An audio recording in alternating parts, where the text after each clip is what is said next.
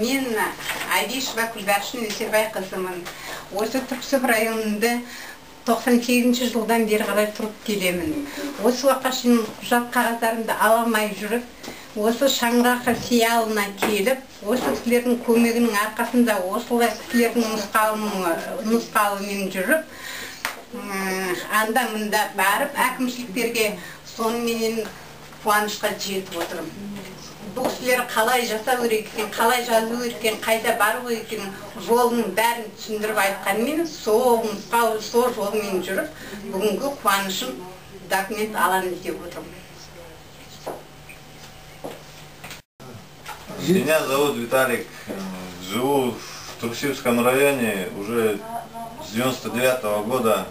Все пытаемся оформить дома, никак не получается, нам постоянно отказы дают.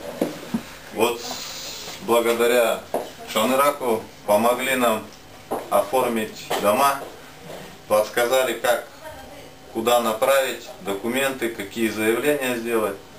Ну и благодаря их помощи мы добились оформления наших домов земель. Есть вот Шанырак, они всегда помогут, направят куда надо, и всегда торжествует справедливость с такими людьми.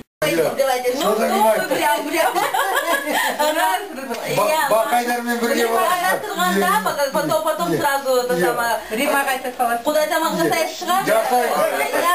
Егізбей түріп, телевидение бәрі өзіміз тауып қойдық. Иә, тамақтан